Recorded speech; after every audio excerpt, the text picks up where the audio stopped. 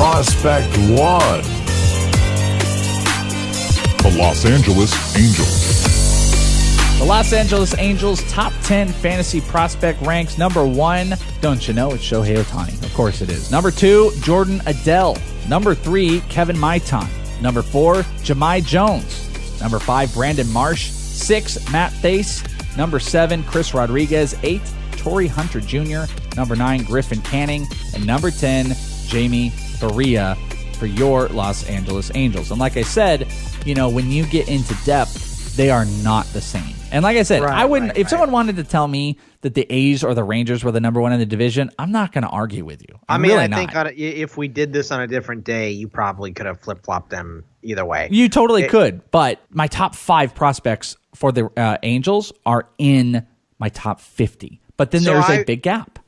I find it really annoying that Shohei Ohtani is... Yes, you do. You know, he's not a prospect. Like, he's played in a major... He's played in a professional league already, and he's not going to spend one day in the minors. But he's being treated as a prospect under the new CBA stuff. I mean, he is being treated as or the player unions and MLB and stuff, and their new rules that every player under the age of 25 is beholden to these new rules. So he is being treated exactly like every other single prospect. And that doesn't mean that there are other guys that are 24 years old that, you know, could go straight to the majors aren't going to be the same thing. But doesn't it make it's baseball's fault. Right, I understand that. But doesn't it make you roll your eyes every time you see a prospect list and Ohtani's number 1? I mean, no way, dude, no way. The only way this dude is doing it in the majors is when he's 31 years old and he goes the way of Daisuke Matsuzaka. You know what I mean? And he's out in the minors trying to, you know, he signed a, you know, an offer minor league sheet with the New York Mets, and he's playing in AAA, and he's trying to get back to the majors. That's the only way he's going to the minors. So yeah, I totally agree with you, but you know, I don't know how everyone's going to treat this in their own fantasy drafts and dynasties and stuff like that. But you know, how I look at it is he belongs as a minor leaguer. So if you have separate minor league drafts, he has to go there because he has no major league innings. He's being treated internationally the exact same. You know, back in the day, I remember, Boggs, we would talk about this with fantasies. We would take a look and see if these players were signed to major league or minor league contracts, you know, when they were given their bonuses. And this is straight minor league. So in my eyes, this is 100% considered a minor league prospect. But if you're doing fresh new dynasties, you know, I like the RDI one I'm doing. Maybe just the whole universe is available and you do it like that. But some people, they like to separate their majors and their minor league drafts, and Shohei Ohtani has to go there. I'm rolling my eyes at you right now. I'm rolling my eyes at you because it's too much for me. Like, sure, you can get into the semantics of it and blah, blah, blah, but the dude is going to – he's going to be on the Angels to start the year. But – okay, so let's take Ohtani out. Let's say we're doing it the common sense way. Okay. And we take Ohtani out. Where does this system go for you? You know, that's a really good question. And I will give you a fair point, an argument to say that you might move them below the Rangers. They might be third. Because if you take Ohtani out. They're still above the Astros, though. Yeah, they're still above the Astros for me. I'm really high on these other 4 guys that are there. I mean, Jordan Adele. I'll just jump ahead because I'll tell you, none of these guys 2 through 5 are going to make the majors this year. They're all a ways away. Jordan Adele caught him out here in the Arizona Fall League. He's already a physical specimen. He's power. He's speed. He had a really great pro debut, even though he was kind of banged up. I'd be aggressive on him. They signed Kevin Maitan in that ridiculous thing with the Braves where they lost a whole bunch of prospects, and they were Angels were able to swoop in and get him. And that dude ended up making like $6 million over the last 4 years. It's crazy. And he didn't even have that good of a year, but he was the biggest I mean, I've spent a lot of time talking with him on here, but he's wish-washy of like everyone loved him and everyone hated him because he gained a bunch of weight. And then everyone's kind of back. So I'm still aggressive on Kevin Maitan. Jahmai Jones, who, I don't know if you know this, that's Marvin Jones' brother. Oh, is it really? Yeah. I did not know that. Click on the MLB profile. I want you to just quickly click on MLB.com or MILB.com's profile of Jahmai Jones and tell me what you see. Oh, man. I hate this mustache, man. Yep, worst mustache ever. You know what he looks like? He looks like Chuck E. Cheese. He does. He needs a guitar and just, I am a robot. His teeth are so big, and he's got this pencil-thin mustache. He looks like Chuck E. Cheese. I hate it, but he is an incredible talent. Jahmai Jones he's a God. Every time I look at that picture, it's just absolutely ridiculous. That's Marvin Jones' brother. But he hit 282 last year, 14 homers, 27 stolen bases. He is a 2020 potential guy. The power is still going. The swing is pretty good. And then Brandon Marsh. I'm very, very, very aggressive on Brandon Marsh.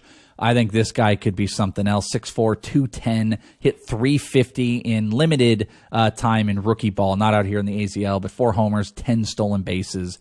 Love that top 4, not counting Shohei Ohtani. I mean, looking at this list, you have one guy that, two guys because we count Ohtani, that could impact this year. So we don't even need to talk about that because you just said, the high end of their stuff, they're not going to have anybody. What about value picks if you're coming in this year? Because we know we love Adele, Maitan, Jahmai Jones, Brandon Marsh. Matt Thaiss was a guy that this was their highest prospect coming into the year last year, wasn't it? Yeah, I remember just us lambasting this team. We were just like, holy crap, this organization, what is going on? It just doesn't look good. He's okay. He was out here in the fall league. He was all right. He just, I don't know. He doesn't fit the profile of like what you would want in a first baseman. He's going to be an average hitter. He's got average power. Maybe he gets a couple stolen bases. He strikeouts more than you would like. I'm not, even though I like him personally. Sounds like Yonder Alonso before he got his game going. Hey man, season. You know what? I could see Matt Thaiss as being a late bloomer, but he's 22 years old, so you might have to wait 6 years. But I would not disagree with what you're saying. He definitely can be an on-base guy. He struck out 109 times last year, but he also walked 77. So, he's got good plate, discipline. It's just the tools are not exactly there. If I was looking for a sleeper, I really like Torrey Hunter Jr., which, that might surprise some people. When he was playing football, wasn't Torrey Hunter playing for Notre Dame? Is that right? Yeah, played for Notre Dame. Yeah, decided to go the way of his father. He's 22 years old. He had a really good pro start, but you do have to remember, and maybe it counteracts some off the field stuff too, hasn't he? I think so. Yeah, you might be right, but you also have to counter, and you tell me, okay, this is a 22-year-old succeeding in the Pioneer League. He hit 350, 1 homer, 13 stolen bases, but he also was focused on football, playing Notre Dame. So maybe the age to the concentration counter themselves out, and you can be like, well, the dude hit 352 with a 432 OBP. We should be You excited. know what? I don't want to. We should we should correct ourselves because I remember hearing that he had some problems, but he was cleared of it, and he sued the person who accused him of wrongdoing for $40 million. Wow, for real? Yeah. No, wow. I'm looking at this is from 2013. I don't know how that shook out. But wow, he let's see. Well, this one says $10 million. I don't know. Either way, he's loaded. If he wasn't already loaded because his father was a Gold Glove, incredible center fielder. Right. I don't know if he got anything, but the main part is he was cleared of wrongdoing, so he doesn't have off the field problems. Well, that's good. I think it's good that we discuss that because if you thought that, there might be people that can associate that. Because if anything, Torrey Hunter Jr. might have a little bit more name power than anybody, not just because of his father, because he was also playing football. So there's some extended stuff. We saw Jeff Samardzija do the same thing, same team. I was about to say, what's with Notre Dame? What's with Notre Dame? Notre Dame, they can get the best athletes. Who's that kid that just caught that one-handed pass that was incredible? I don't know. No, did you see that in college football? The kid caught that one-handed pass on the sidelines. Juke 2 went for the touchdown. Who's the number one Notre Dame? You're the prospect football guy. Oh, Notre Dame? That's Equanimeous St. Brown. No, that wasn't the guy. It was Josh Adams? Maybe it wasn't Notre Dame. Am I not thinking Notre Dame? I thought it was Notre Dame. I don't know who you're talking about, to be honest with you. So there's 50-something bowl games, so I must have missed it. Well, either way, Torrey Hunter, I think, is a good value with kind of the skill set that he put on. And I'm kind of encouraged, and I just don't think people are really on him. They've got some deeper guys. They signed Trent DeVoe, who was from the Bahamas, and they also signed Deshaun Knowles. They were both there are actually 3. There could have been a couple more, by the way, but 3 players from the Bahamas signed. Kristen Robinson, who we talked about with the Arizona Diamondbacks, and then DeVoe and Knowles signed internationally to 2 17-year-olds who have some good skill sets. And Jamie Barria is another guy that people are aggressive on. I'm not quite there. I probably should be.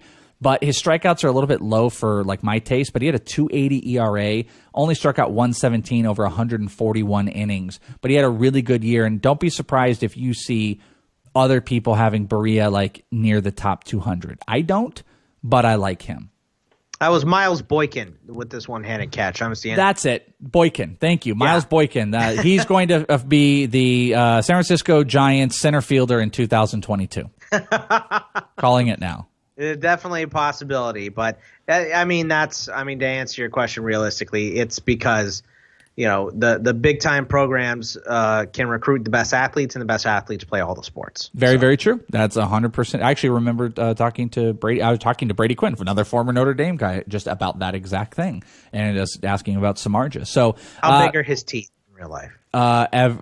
He's like an Adonis. It's not fair. Remember, I have that picture. Remember that picture I have? I stood next to him, and it was like, well.